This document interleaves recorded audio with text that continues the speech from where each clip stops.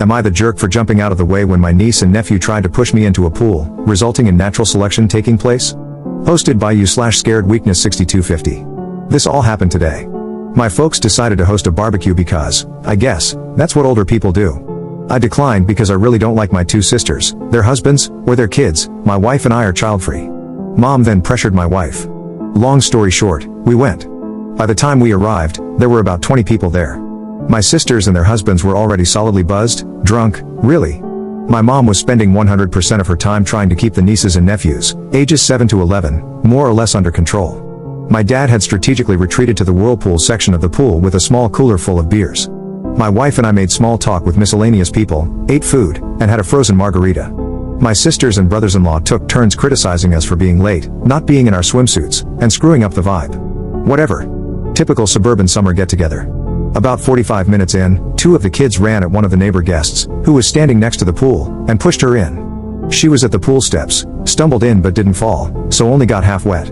She was clearly very unhappy about it, but she didn't make a scene. She just went over to where the parents were, grabbed their towels, dried herself off, and left.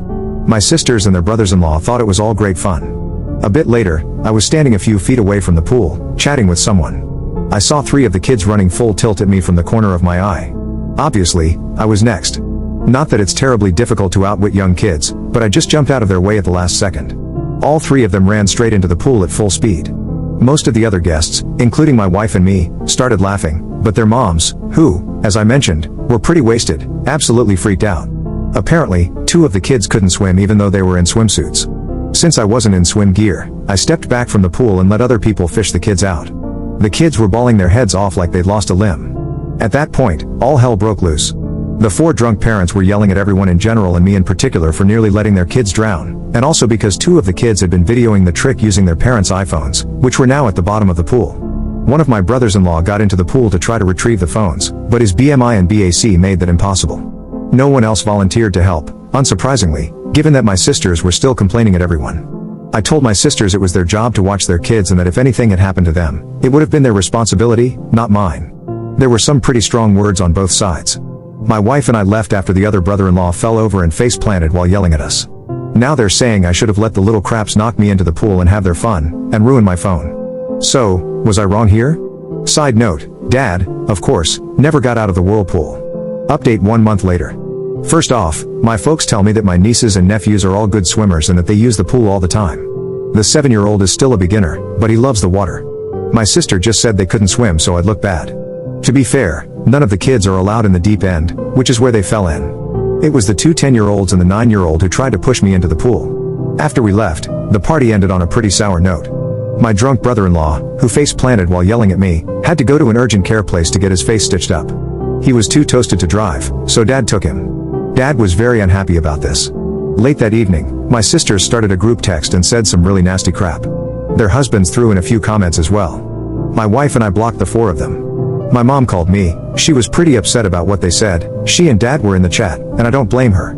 Because of the texts, my folks insisted my sisters and brothers-in-law come over the next day, Sunday, without their kids to get some things straight and lay down some ground rules, Mom's wording. The result was a contrite, if unenthusiastic, apology from the siblings via my mom's phone. I'm glad my wife was with me when they called. Her hard stares kept me from saying what I wanted to. I just told them, thanks, and that we felt no need to discuss it further. Since I thought things were settled, I unblocked them. That evening, I got a text from one of the brothers-in-law telling me the phones cost $1,200 and asking when I'd be paying for them. WTF? I replied, never, took a screenshot of his text, and forwarded it to my folks with a note that we were done with this nonsense, we're going no contact with my sisters and their spouses, and would not attend any more holidays or get-togethers if they'd be present. Then I blocked my sisters and their spouses again. At that point, crap really hit the fan. Dad called them and ripped them a new one. Among other things, he told them the grandkids were not welcome at his place indefinitely. Since my mom regularly provides free babysitting, that got them pretty rattled. He also banned them from using the vacation house and told them my wife and I actually own it, not he and Mom. This completely freaked them out. Both of my sisters' families use the place a lot, including having their friends up for weekend getaways. This was very much out of character for my folks. They'd clearly had it. And for reference, I never wanted my sisters to know we own the place.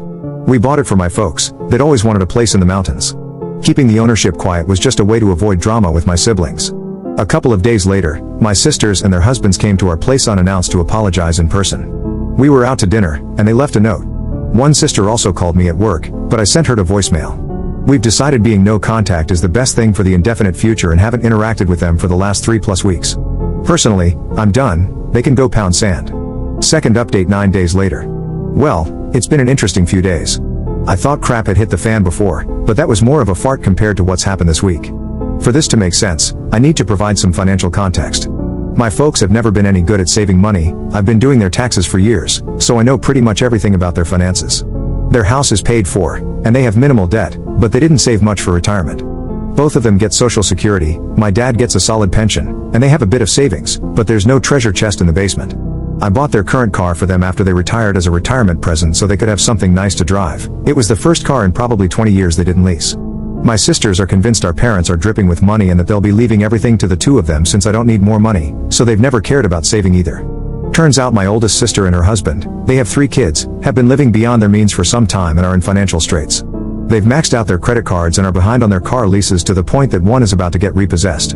He'd bragged in the past about making X amount per year, but it turns out to be about half that. She confessed all this to Mom on Tuesday because they need a loan, and this was a WTF moment for Mom and Dad, for the last 3 years, instead of staying at the vacation house regularly, she's actually been renting it out once a month or so and pocketing the cash. We're talking $2,000 plus for a weekend and at least $4,000 for a week. With her being cut off from using the place, she's had to cancel one group already. She's now worried they'll lose everything. My folks aren't in any position to give them a loan. My other sister was aware of her renting out the place but, of course, never said anything.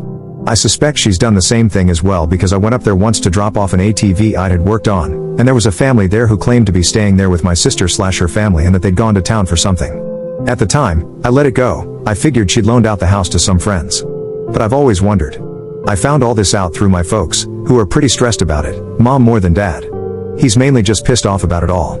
I know Dad feels betrayed, and I imagine he's embarrassed that he's in no position to help his daughter out. He did reiterate that, as long as it's up to him, the girls won't be using the vacation home anytime soon. My folks let me know what's going on because they figured my sisters would put a full court press on me next. And they were right. On Thursday, my sisters came to our place again, without their husbands this time, and waited outside the door until I got home. I had to choose between fighting with them in public, letting them make a scene if I went in without them, or letting them in, so I let them in. I got a BS story from my older sister, with the younger one backing her up, regarding why I needed to let them use the mountain place again immediately. They also said I've been a crappy brother and that I needed to step up and plan on paying for their kids' college tuition since that's what family does. I let them pitch their story, then called them out based on what my folks had told me. Things went sideways from there. There was denial, crying, cursing, yelling, you name it. I swear my ears are still ringing 2 days later. I won't lie, I said some really mean and crappy things to them, but nothing that wasn't true. They finally left after about an hour. After that, I took a shower and laid down. When I got up, my wife was home, and her first words were that she'd had to block more phone numbers because my sisters were blowing up our phones from new ones. My folks messaged me yesterday asking me to call. I'm sure my sisters have told them some BS version of what happened, but I'm not up to rehashing it yet. I'm usually a pretty energetic person, but this drama has me beaten down. I had just enough energy today to drive up to the vacation house and padlock the entrance gate shut. I'm the only one with a key. I'm guessing that will be enough to ensure my siblings leave the place alone. They'd probably die trying to walk 400 yards uphill to get to the house. Third update 2.5 weeks later. Yet another update regarding the chaos that is my extended family. I thought it might be time, given everything that's happened over the past 2 weeks. After my sisters came to my place, my mom and dad told me they were done managing the vacation home. It sounded like the sisters had been pressuring them to let them use the place again. Basically, my folks handed the responsibility for the place over to me and told me it was my problem from here on out. Up until then, they'd kept track of who would be using it and had taken care of routine maintenance, replacing worn-out items, etc. In any case, they decided they didn't want to be in the middle of all this drama. While I don't blame them, I'm disappointed because the damn place was supposed to be something for them to enjoy and hang out in, and they used it regularly. Plus, I've never cared that they let my sisters and their families use it, because really, I've always thought that was my parents' call, even though I technically own it. But now my folks are going to be in the position of not having access without me being involved, and that changes the whole dynamic of the place. I've taken several steps to secure the property. I already mentioned that I locked the gate. It now has a heavy-duty chain and the best lock I could find. I also did a full reset on all the door keypads and created all new codes. Security cameras were installed yesterday, which is actually pretty cool because the installer convinced me to put a high-resolution one that looks out over the valley. The system cost me way more than I thought it would, but the peace of mind is worth it. The installer also put up signs on the property saying the place is monitored by video. I also installed a heavy-duty lockout for the water shutoff/drain valve. I hope to hell I don't lose the keys for it, because if I do, it's going to be a pain in the rear to remove. I haven't told anyone but my wife that the water is locked off, and again, only we have the keys. Last week, I got separate calls at my office from both of the husbands, trying to convince me to let them use the house like they always have. The older one had gone up with some friends for a guys hangout but couldn't get in because of the gate lock. He was pretty pissed and embarrassed about being locked out. I'm sure he would have broken the lock if he could have. During his call, he kept bouncing between being pushy and playing the victim. At one point, he threatened to rip that gate out of the goddamn ground. He also admitted they'd been renting it out to a few friends, said they needed the money, claimed I was ruining their business, and even said I should refund their guests' money. Me? F that. I should have recorded the conversation with him, but I don't know how to do that from an office phone anyway. The other brother-in-law just sounded like he was being made to call by my sister. He didn't really put up a fight when I told him not to plan on ever using the place again. In any case, I told them they can't use the place and not to ask again. At this point, I'm considering selling the vacation home. My wife and I won't use it enough to justify keeping it, and it's not like there's going to be any family get-togethers there anytime soon. I mentioned selling it to my folks, and their response was pretty much, whatever.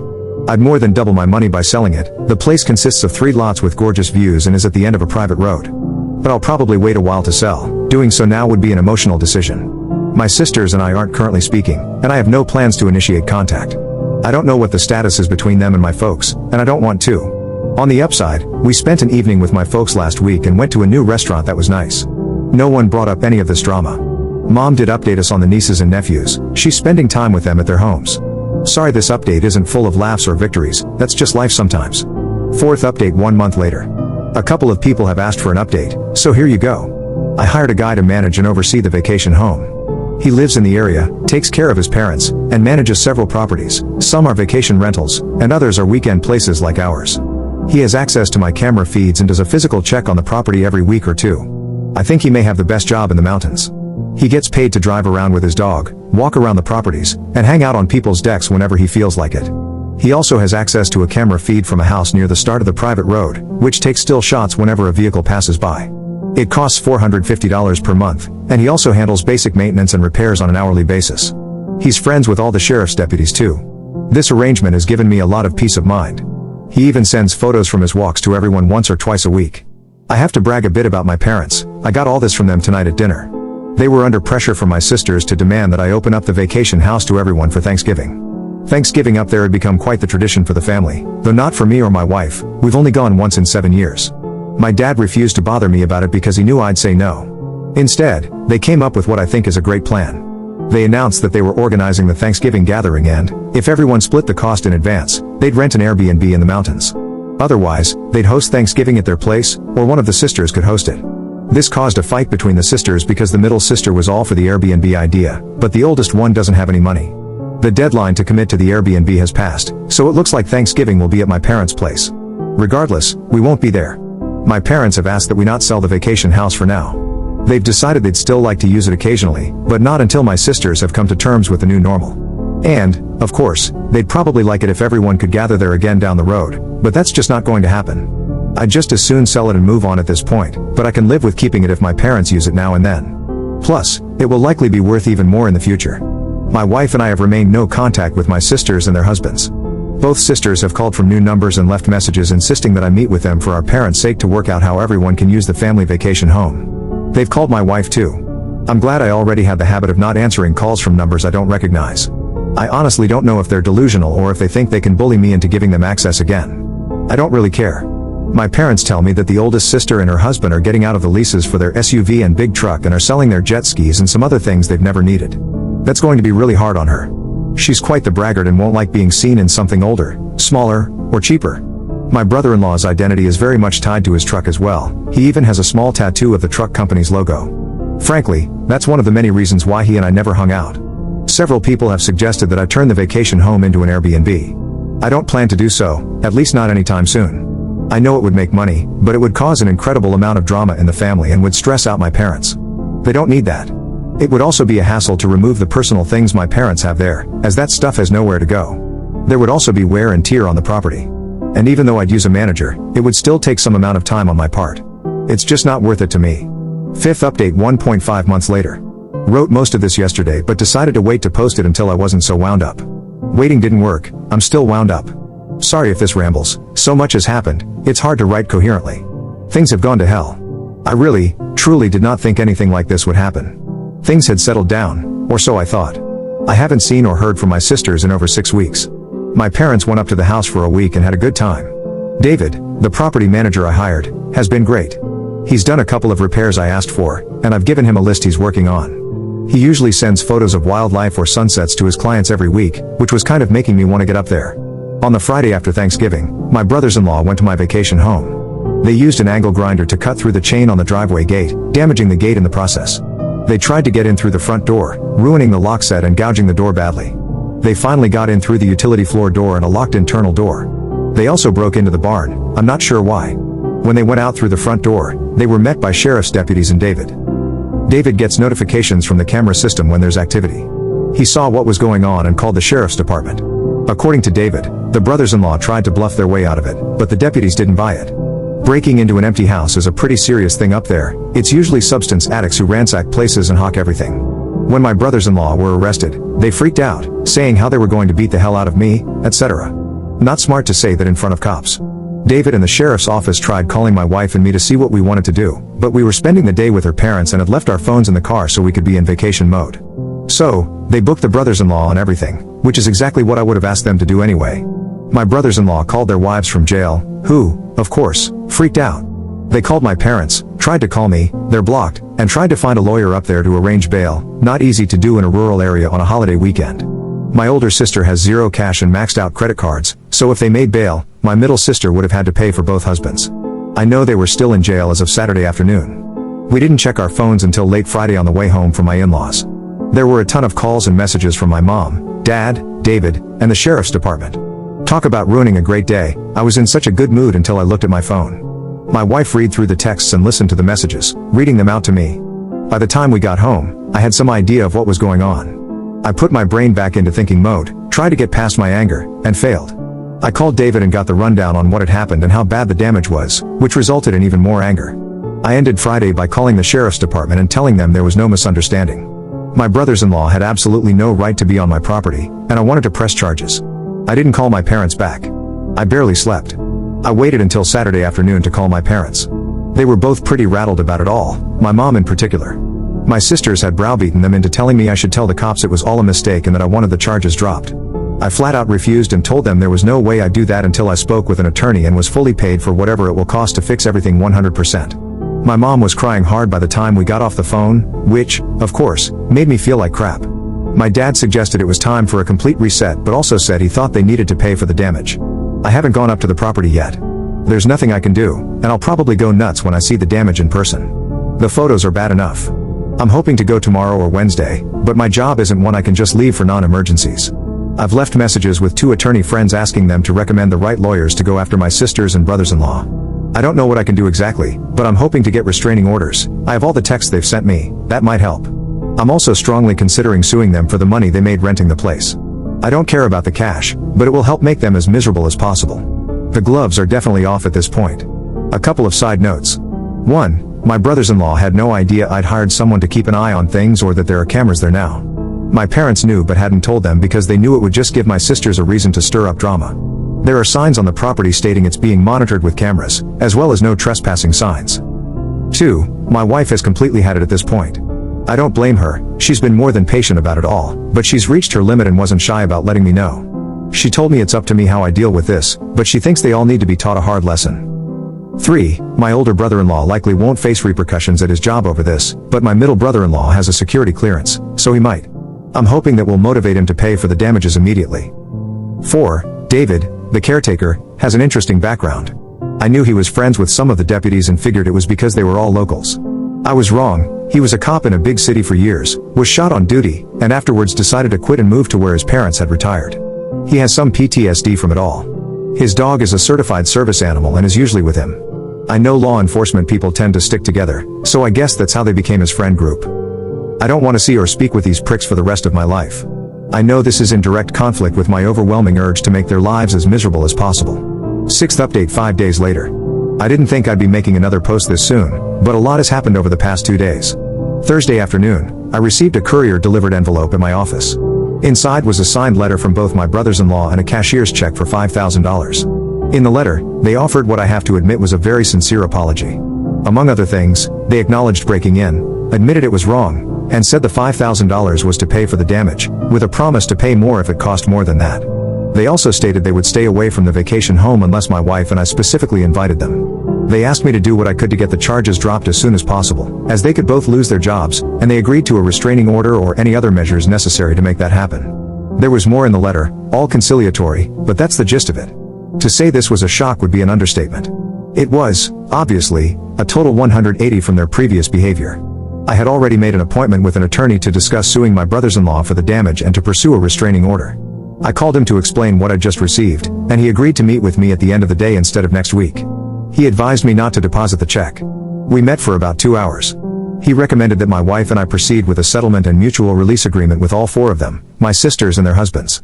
He explained that while we would almost certainly win a lawsuit against them, it could take 2 years or more, involve significant upfront legal fees, and there was a chance we might never see the money. He also noted that we could keep the $5,000 free and clear, even if we didn't let them off the hook. He's now drafting the agreement, which will include what is essentially the civil equivalent of a restraining order. It should be ready by Monday. I had already asked my property manager to prepare a bid for repairing the damage. After the meeting, I asked him to provide the most accurate estimate possible as soon as he could. I received that on Friday. He estimates it will cost around $4,000 to fix everything, most of which is for the front door. On Friday, my attorney contacted each of the brothers-in-law, explained what we were proposing, and advised them to get their own lawyers. Both of them agreed to the proposal.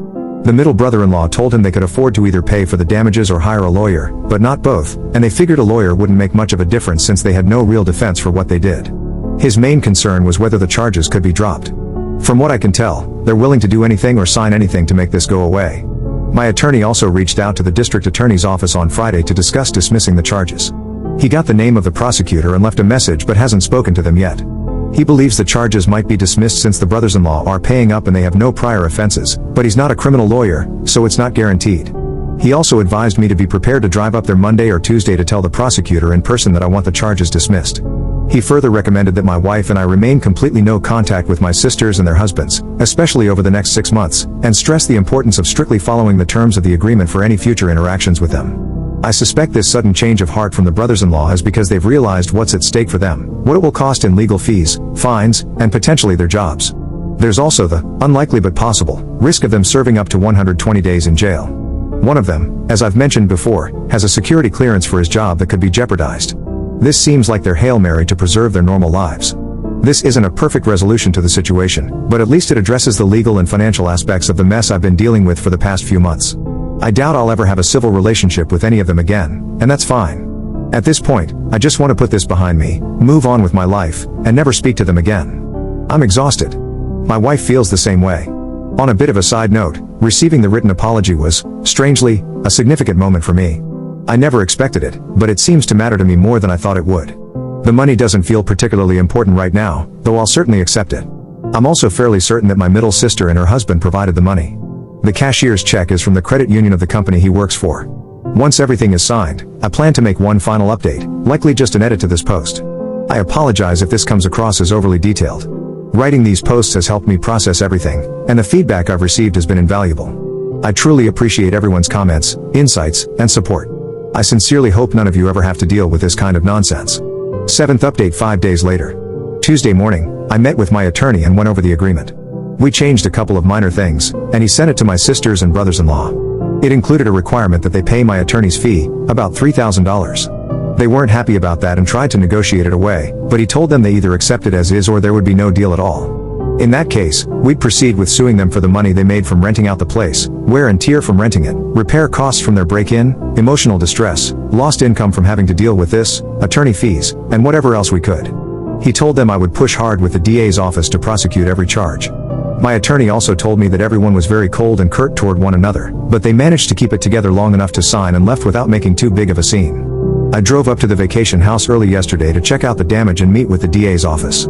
Seeing the damage made my blood boil. It was so senseless. I was so angry that I was ready to eat the cost of repairs and do everything I could to ruin their lives. I tried walking it off but failed miserably. I ended up calling a good friend who stayed on the phone with me for over an hour, letting me vent. He eventually got me to focus on the bigger picture of putting this behind me and moving on with my life. Honestly, I'm still not sure that's what I want to do, but I settled down enough to get some food in me, and I felt better. After lunch, I went to the DA's office. I hadn't made an appointment, so I had to wait a while, but I eventually met with the assistant DA handling the case. The short version is that since I don't want to prosecute and the brothers-in-law have already paid for the damages, they are willing to drop all the charges except trespassing, which will be a Class 2 misdemeanor. The brothers-in-law will have to plead guilty and pay whatever fine the judge sets. I was also told that if they fight the trespassing charge or cause any more trouble, things would go very poorly for them. It helped that they didn't resist arrest. If they had, none of the charges would have been dropped. I also stopped by the sheriff's office to thank them for responding so quickly and for everything they did. I wanted to thank the deputies personally but only spoke with a dispatch person. I also tried to meet up with David, the property manager, but I couldn't get a hold of him. A couple of notes. The agreement includes a no-contact clause. Essentially, if any of them show up where my wife or I are, or vice versa, whoever got there last has to leave immediately. There will be no contact except through attorneys or other mutually agreed upon third parties. They get to keep whatever they made from renting the vacation house, my big give, unless I face any tax consequences, which they will be responsible for. We release each other from all other liabilities up through the present. There's more to it than that, but those are the main points. My wife and I will sign the agreement later today. After that, I won't be able to talk about most of this, but I'll still be able to talk around it. I think this will be my final update regarding all this nonsense, but I'll respond to comments if I can. As I've said before, posting about all of this and reading people's thoughts and responses has been really helpful. It's probably been key to my handling this in a relatively healthy way. So, thank you all again. 8th update 3.5 months later. Thought it would be worth an update for anyone who's interested. Unsurprisingly, my oldest sister and brother-in-law have filed for Chapter 7 bankruptcy. While I don't care about what happens to them financially or otherwise, they've also managed to drag my parents into their mess, which I'm not happy about. At the start of the year, my brother-in-law's oversized, customized, Pride and Joy truck was repossessed. Pretty embarrassing for him, I'm sure, since it happened at work. This was their breaking point. Without the truck, they have to share a Kia my parents loaned them, and they can barely fit in it with their 3 kids. Financially, they're screwed. They owe at least $125,000, probably more, on high-interest credit cards. They have zero equity in their house, and they have a couple of personal loans that I'm pretty certain they got under false pretenses. They have loans on their jet skis, ATVs, and trailers. They also owe a chunk of money from defaulting on the truck lease.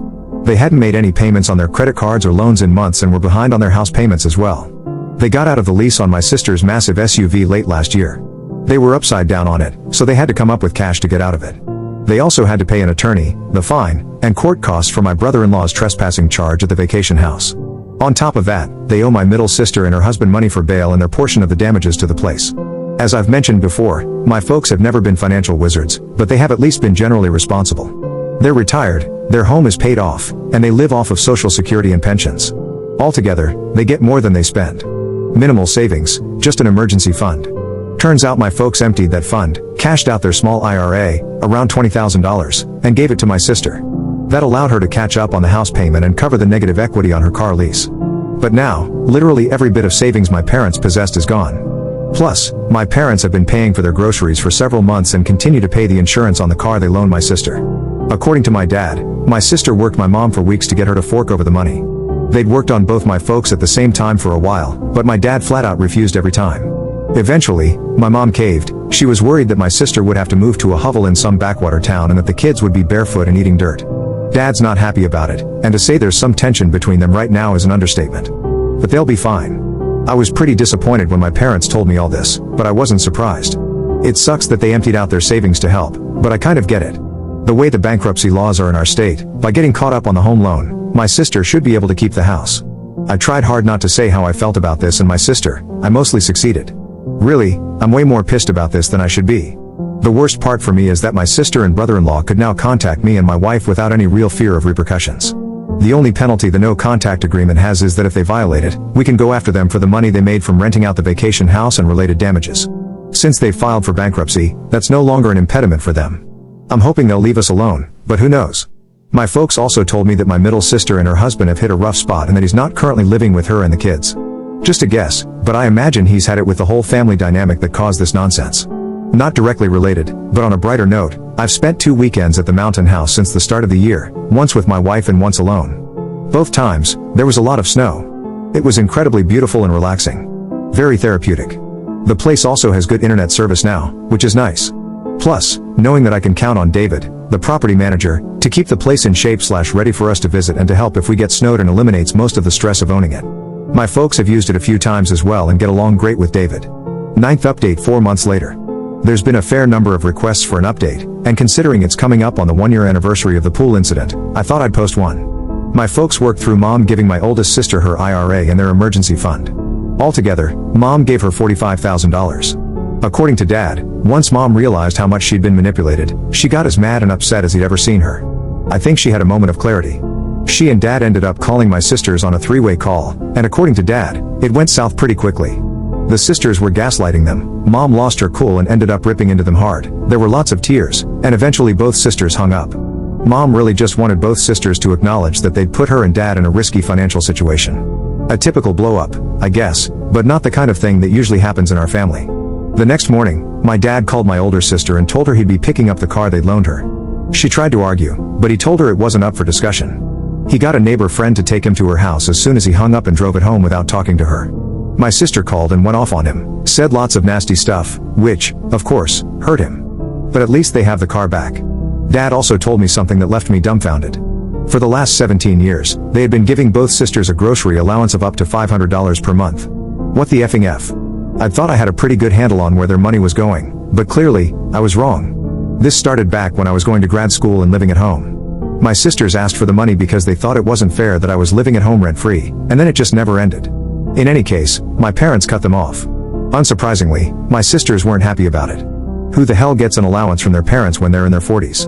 Because of all this, my folks and sisters quit talking for a while. I don't know if they've resolved everything, but they appear to be on speaking terms again, though my folks aren't having them or the kids over. I'm in don't ask mode, it's their business. My folks are using the vacation home fairly regularly. Currently, they're there for a 2-week stay and will probably make it 3.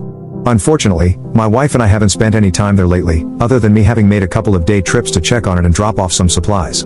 The property manager I hired, David, is still taking good care of the place. Side notes. My middle sister told my mom that the oldest sister had been making over $6,000 per month renting the house out, and that it had been going on for nearly 3 years. I'm pretty certain she didn't declare the income, so that's like grossing $8,000 to $9,000 per month. I will forever find it galling. My oldest sister and brother-in-law still have their house. My attorney checked up on their bankruptcy case. The court converted it from Chapter 7 to Chapter 13, which I believe means they have to pay back a lot more of their debts. My middle sister and her husband are still separated. I don't know if my middle brother-in-law has had any issues with his security clearance because of breaking into the house. I do know he's still with the same big defense company. At my parents' request, I've been working on putting their house into a trust. They want me to manage their affairs as they get older and keep the house safe for my sisters. I'm working with an attorney, but it's not done yet. My folks have asked me to be the trustee and have also given me full power of attorney. The best part about the last few months is that my sisters/brothers-in-law have left us alone and have stayed away from the vacation home. My wife and I are really happy to be back to our normal lives. Hope everyone else's lives are going great. 10th update 5 months later. Some folks have asked for an update, so here you go. In August, my attorney informed me that he'd received a letter from my middle brother-in-law. This was the first contact from any of my sisters or their husbands since they'd been arrested. It was a long letter, containing a sincere apology and a lot of information he thought I should know. The biggest revelation was that he and my sister are divorced, not just separated. He moved out and filed for divorce right after we made the settlement agreement. He and my middle sister kept it quiet until it was finalized. Their house sold in June, and she has since moved into an apartment. He explained that being arrested last year, along with my other brother-in-law, for breaking into the vacation house could have cost him his job and ruined his career, which became a huge moment of clarity for him. He shared that the dynamic between the 4 of them, my sisters, him, and my oldest sister's husband, had become totally toxic. He said they are all borderline alcoholics, or worse, and he needed to get away from that environment. He no longer speaks to my oldest sister or her husband. He also asked if he, my dad, and I could meet to have an extended conversation, as there were things he wanted to discuss in person. Frankly, I wasn't enthusiastic about it, but my wife thought it was worth considering. I asked my dad if he was interested. He was, so I relayed a response to my now ex-brother-in-law through my attorney, and we met over lunch. We talked for over 2 hours. It was exhausting. Ex-brother-in-law looked better than I'd seen him in, well, forever. He's quit drinking, is in therapy, has lost a lot of weight, and looks fit. He was apologetic about all the nonsense he'd been involved in and apologized to my dad for hiding the divorce. He told us therapy is really helping him. He asked me if the $5,000 he'd sent covered all the damage to the vacation house. I told him it had, and thanked me for speaking with the county prosecutor. He mentioned he's seriously considering transferring to a new project that would have him living overseas for the next few years. He said he really needs to reset his life but is trying to balance that against being present for his kids. Ex-brother-in-law also dropped what, for me, was quite the WTF moment. Apparently, my sisters have hated me since before I was born but have always hidden it from the rest of us. They liked things better when it was just the two of them. He said that when they drank, which was whenever they were together, my sisters would often complain about me being the favorite child, how my parents gave me more opportunities than they had, and how my success was due to that favoritism. They believed I didn't deserve my accomplishments. None of this made any sense to me or my dad. All three of us went to the same public schools, worked dumb part-time jobs, etc. My parents paid for 100% of their college, not mine, cause I got a full scholarship. I was pretty shocked by this, but my dad was literally speechless. Eventually, Dad said he had no idea they felt that way as kids and that he and Mom had never favored any of us. He's still struggling to process this. Personally, I'm embarrassed that I was clueless about it all my life, but it does explain a lot. Ex-brother-in-law warned us that my sisters and the remaining brother-in-law plan to put on a full court press to alienate my parents from my wife and me. They also intend to withhold the grandkids from my parents as leverage. He said they're still 1000% convinced that my parents are sitting on a ton of money, and they want some of it ASAP. They believe I'd stop my parents from giving them anything. That made my dad laugh because he and Mom simply don't have any real money, other than their house, of course. Ex-brother-in-law also admitted that he and my middle sister had rented out the vacation house a total of 6 times over the years. He offered to pay me what they had made, but I declined and told him it was in the past. He also shared that my oldest sister and her husband had never declared the rental income to the IRS. He did because he didn't want to get into trouble. Both my dad and I spoke with ex-brother-in-law separately for a few minutes. I don't know what they discussed. I thanked him for his apology and for making things right financially. I also wished him well and told him I'd be open to talking again in the future. That said, I don't think it's likely to happen. I probably could have been more forgiving, but I think he appreciated my honesty about how all this has affected my wife and me. There was more, but it's less important, and this is already too long. After ex-brother-in-law left, I asked my dad if he, Mom, and I could sit down to talk about everything. I didn't mean immediately, but that's how he took it. He called Mom to let her know I was coming over, so I rolled with it. Mom was pretty hurt by my sister's plans to ruin her and Dad's relationship with my wife and me, and to use the grandkids as pawns. She cried a lot and wanted to confront them immediately, but Dad convinced her to hold off for now. Mom was also dumbfounded by the idea that I was supposedly the favorite child. She felt they were actually stricter with me since I had a hard curfew and my sisters didn't. To be honest, I barely remember that. It was 25 years ago. A couple of side notes. My middle sister eventually told our parents about her divorce. She's currently living off child support and her share of the home sale. Supposedly, she's trying to find a job. My parents have gone low contact with both sisters. I have no idea how permanent that will be, but Mom seems completely done with them for the foreseeable future. My parents have been spending a lot of time at the vacation house and were up there for over a month at one point. Ex-brother-in-law found my Reddit posts. He's not thrilled about them but feels they're mostly accurate, though obviously slanted toward my point of view. He disagreed with my characterization of him as boring but added that he finds me boring too. I can live with that. Our worlds don't overlap much except for my sister. We got the trust set up for my parents' house, and I'm the trustee. All of this has been emotionally draining for me. I decided to start seeing a therapist again. I've seen one in the past for stress-related issues. I've been going for a while now, and it's definitely helpful. My therapist believes my decision to stay no contact with my siblings is healthy for now but encourages me to keep an open mind for the future. Merry Christmas to you all.